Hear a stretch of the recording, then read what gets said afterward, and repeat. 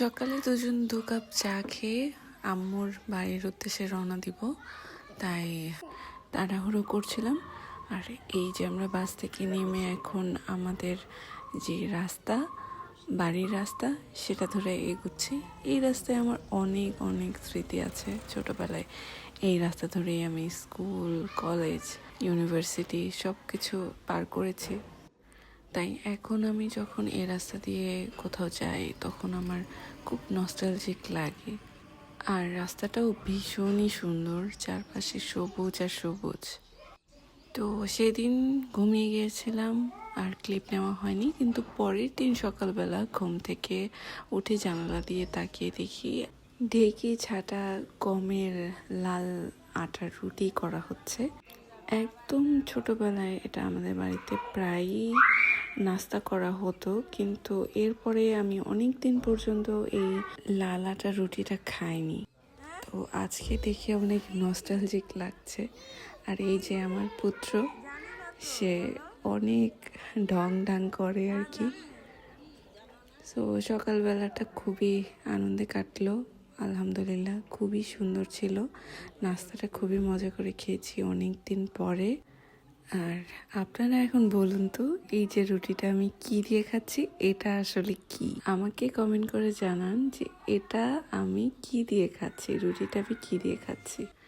এরপরে আমি একটু বের হলাম আমার পুরো বাড়ি দেখতে, বাড়ির আশপাশ দেখতে।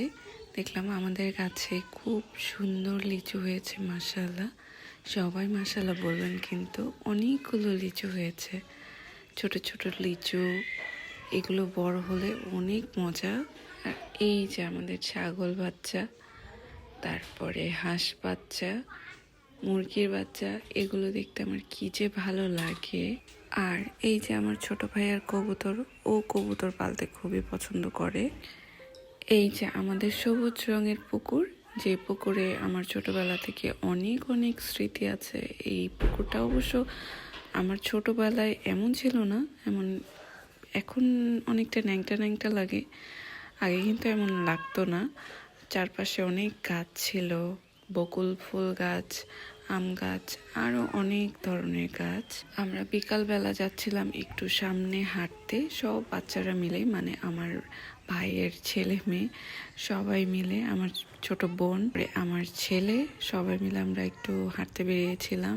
এই পুকুরের নাম মলানি পুকুর। এই পুকুরের ধারে আমরা কত যে খেলেছি ছোটবেলায়। আর এই যে আমার 2 ভাইয়ের 2 ছেলে মেয়ে, তারা কি সুন্দর ব্যাঙাচি দেখছে। শৈশব আসলে কত সুন্দর, তাই না? ওদেরকে দেখছিলাম আর আমার নিজের ছোটবেলার কথা আমার মনে পড়ে যাচ্ছিল। আমিও এভাবেই কত কত সময় কাটিয়েছি এই পুকুর পাড়ে। আর এই যে আমার 2 ভাইয়ের আরও 2 মেয়ে আর আমার ছেলে, তারা সবাই খুবই মজা করছে। এই যে এখানে দেখুন আরেকটা, ও আবার কিছুই বোঝে না, কিন্তু তারপরেও সে মজা করছে। আর এই যে এখানে দেখুন একজন, এখানে আবার ও আবার শুয়েই পড়েছে। আর এই যে এটাকে দেখুন, এ আবার পায়ের জুতা হাতে নিয়ে ঘুরছে, কী কারণে ঘুরছে জানি না আমি। অনেক বেশি সুন্দর ওয়েদার ছিল আর সবাই সেই খুশিতে খুবই লাফালাফি ঝাপাঝাপি করছে। আর এই যে আমাদের সাফা বুড়ি, সে আবার ফুল ছেঁড়াছেড়ি করছে, কত মজা।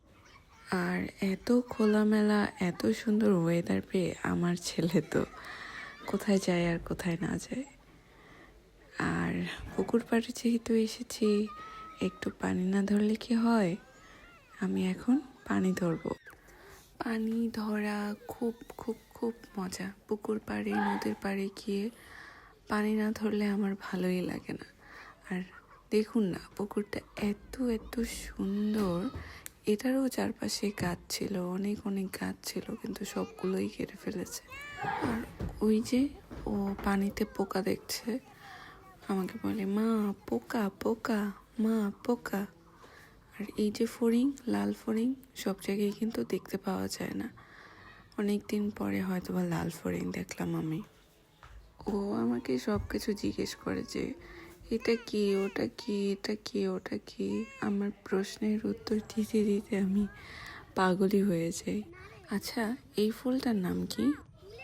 হালকা মিষ্টি সুন্দর একটা বাতাস ছিল, যেটা এই কলা গাছ দেখলে কিন্তু বোঝা যায়। আর খালি পায়ে হাঁটতে খুবই ভালো লাগে। স্যান্ডেল এনেছিলাম, কিন্তু স্যান্ডেল খুলে এখন আমি খালি পায়ে হাঁটছি। এই যে বাড়ি ফিরে যাচ্ছি, কিন্তু এই জায়গাটা আমার ভীষণই ভালো লাগে। ঘরে এসে দেখি যে পিকনিকের আয়োজন হচ্ছে, সবাই মিলে শাক ভাজতে লেগে পড়েছে। আমার ভাইয়া গরুর গোয়ালে কয়েল দিচ্ছে, কারণ অনেক বেশি মশা। এই যে সন্ধ্যার যে আয়োজনগুলো, এগুলো আমার ভীষণ ভালো লাগে। একটু গ্যাঞ্জাম ধরনের, একটু তাড়াহুড়া সব কিছুতেই, এটা আমার ভীষণ ভালো লাগে। আর এই যে ছোট ছোট ফুলগুলো আমি আসাতে আমার হাতে আমার আম্মু দিয়ে দিল। আচ্ছা, এগুলোর নাম আবার কি? এরপর এই যে পিকনিক, মুরগি, তারপরে শাক ভাজি, ডাল, আলুর ভর্তা, এগুলোই হচ্ছে পিকনিকের মেনু।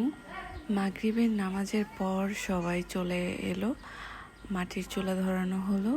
এরপরে এই যে সুন্দর করে কেটে বেছে ধুয়ে সুন্দর করে রেডি করে এখন হবে রান্না বান্না।